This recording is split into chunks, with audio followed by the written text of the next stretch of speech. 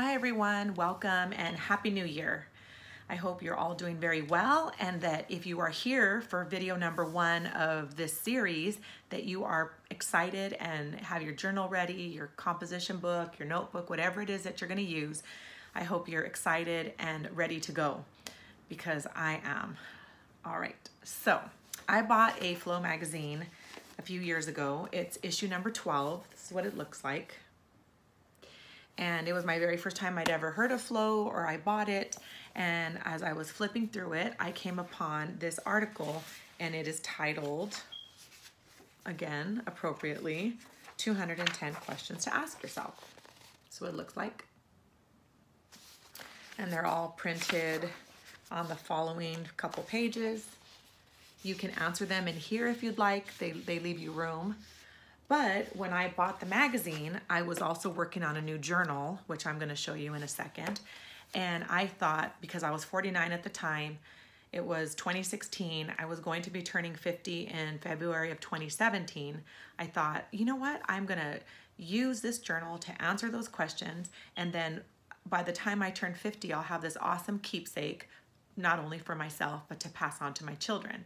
Because some of the questions, they're like really simple. You know, some of them are silly. Some of them just make you laugh. Like you think the answers are going to be really easy. And I thought it would be really cool for my kids to have something to read and really get to know me. I mean, they know me as their mom, but there's a lot of questions you don't answer that people don't ask you. Well, as I started working on it, some of the questions got to be a little tough. I didn't expect that. They're a little more self-reflecting. Some I really had to think about. And some were a little painful to answer because you really had to dig deep. Now, because of that, I didn't finish it by the time I turned 50. I will be 52 next month, and I'm on question number 80. That goes to show you. So since I've shared this journal in a couple videos, people have asked me for the questions. I don't have them in any, well, now I do. I have them in a Word doc, but at the time, like I was just reading them out from the magazine and then typing them into Word. So it's a lot of work, and I've only typed up to, I think, 100. And that would just be too, I'm sure there's a way that I could share it with all of you, but it was just too much, too hard. So since I've had quite a few people ask for them, I thought, and since I haven't finished, I thought it would be really great if for 2019, I do a series and I have it all calculated out, 2 videos per month, 10 questions per video. That'll take us through the middle of November. It'll be a great way for all of us to plug along together and for you to get the questions. So what I'm going to do is I'm going to release, like I said, 2 videos per month. I was aiming for the every other Friday, but since I'm where I'm at right now in the middle of January, I have to time it right. I'm going to see if it's going to work out from here on out every other Friday, but definitely 2 videos a month, and they will be every other week. So January might be wonky, but starting in February we'll be on track. And what this video will be a little longer because I'm going to give you some tips and things that I did that I wish I wouldn't have done, or things that I didn't do that I wish I would have. And then I'm going to read you the questions, and I'm going to, every video, I'm going to answer 1 out loud to you. And then I will type them below in the description box so that you can copy and paste them and put them into a Word doc for yourself, if hopefully that's easy.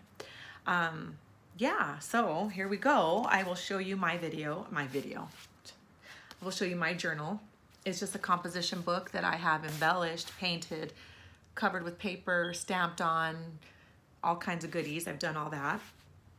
And on the inside, I just did my title page, 210 questions to ask yourself. And then it says, highlights and the happenings and shenanigans of year 49. Like I said, I'm not done. And then what I just did is I typed out every question in Word. I cut out little strips like this.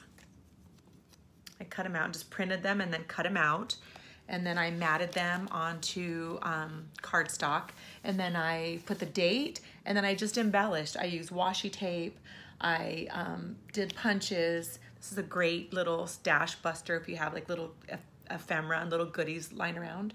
I added pictures and so on. Okay, that's what I was gonna do to begin with. So this was page 1.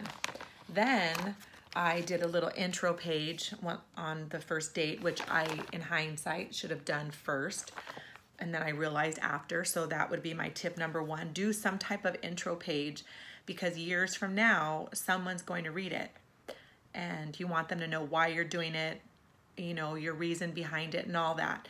Now, I've had a couple people comment that they didn't want to, or they hesitate to journal because they don't want to embarrass anybody, or they don't want the family or friends or anybody to think negatively about them. 1, you're going to be gone. 2, if you're not going to be mean-spirited. I mean, that's not the reason behind journaling, is to be mean-spirited towards someone. So if there is something in there that maybe might put someone else in a negative light, you're only sharing the way you feel. And I think that's real important. And I think that the people around you that love you, your family, your children, whoever ends up getting them, they need to know how you felt about certain things. So I think if you write with that intention in your mind that you are sharing your feelings, that it's okay if something doesn't sound all that great. And you're human. So if you kind of sound kind of like, oh, my mom was like that, hey, we're all human. Okay, so do some type of intro page, and then I just continued, okay? Then I got this idea that I was going to only answer questions on the right side of the page, and then on the left, I was going to document something new or exciting that happened in year 49. Well, I quickly started filling that up and realized that I went to the Huntington Library for the first time. I went on a little road trip with a friend for the first time. I quickly realized that I was going to fill this up pretty quickly and wasn't going to have room for questions. So you might want to rethink that. I'm going to give you some tips right now that I've written down, so I'm kind of getting ahead of myself. Then I decided, oh, you know what? I'm going to talk about gratitude, like every day or whenever I journal, enter something to be grateful for. That way my children could see, hey, mom was grateful for blah, blah, blah today. Then, since I was going through menopause and still am, I started writing about menopause to my daughters. And some days were really rough, and I probably shouldn't have written because I seemed like really, really angry. And then you come back in the next entry and I'm like, okay, I calmed down, the hot flash passed, right? But I started quickly filling this up, okay? I saved, I did funny little pictures. I printed little pictures of myself when my kids taught me how to use Snapchat. So you get the idea. But with that being said, I really started to fill it up quickly. Okay, this, I know I'm not like holding it right out for you to see. There's some stuff that's personal. I save little drawings that my kids make, and I put them in here, and I put where I found it, who drew it, and what the funny story was behind it. Like little things like that. But I am just about halfway through the journal, as you can see, and I'm only on question 80. So I'm not going to have enough room to finish all these questions. So I will cross that bridge when I come to it. But that's something you might want to think ahead of time about before you start doing everything that I did. Okay, so here are my tips for you. Okay, when you print out, if you type it in Word, don't make your font too big. I did, and so I can't remember what the number was. But this is the strip, and let's see, it's about a ½ inch when you trim it down. It's about a ½ inch, you know, and I cut it down pretty close to the letters. So don't make your font too big. That'll save you space. Number 2, use your scraps to punch out cute shapes to put the date on. That's what I did in a lot of them. Like I punch out this cute little cloud right here. I think it was a die cut. And I use my scraps, and that's really cute. That really embellishes it, okay? And you use up scraps. Use embellies from swaps to dress up your pages. That's what I've done too. We do all these swaps, or we create something cute. We have all these little embellishments lined around. Put them in your book. Print funny memes, text, or pictures to add in your journal. We're always screenshotting stuff. So when my kids maybe send me a really meaningful screenshot or a text or something funny, I screenshot it and I print it, and then I cut it out and I put it in here, because years from now, like I said, you're gonna look back, your kids are gonna look back, and it's gonna be the most beautiful memories. I mean, even though this book is only a couple years old, some of the funny things I screenshot and printed, they like make you smile. Like one of my twins was reading it. I showed him that just one page, and he's like, I remember that, Mom. And it's something that, it was a memory on Facebook actually, and I screenshot it. And he was like, I remember that day. Now he's 13. At the time he was like 6. So those memories are beautiful memories. Okay, use as a scrapbook as well to put all your pictures. Okay, number 6, this is what I was talking about. Decide if you want to jump around with what else you write in here. Example, I wish I didn't include menopause stuff. Well, that's just an example. I'm glad I did include menopause stuff, but that could have been for a different journal. So really have fun with it, but also just remember, like, what is your reason for doing it? And so include what you think would fit best with that reason, if that makes sense. There's no rules or restrictions, but in hindsight, I would have just tweaked a couple things that I did. And the last one is take pictures of yourself. Okay, now we don't always take a great picture. I know I don't, but sometimes we take pictures that, like I'm gonna show you right now, like my favorite picture of myself. There we go. Now I'm not wearing any makeup. I don't have, it's just my face, my big face right up to the camera. But I love that picture. I'm wearing my glasses. You see like the wrinkle across my forehead. You see a little bit of the wrinkles on the side of my eye. That's me. That's me. That's who I am. I don't know, it's just like my favorite picture. But take pictures of yourself and include them. Sit in you know, doing average everyday stuff or doing special stuff. Just include a lot of you in it, because a lot of times as crafters or scrapbookers, we're not in a lot of the pictures. I think you can agree. Yeah, so that would be my only suggestions. If I think of anything else, I will, you know, do it in the next video. So I think that's about it, and I will get on reading the questions and I will answer one.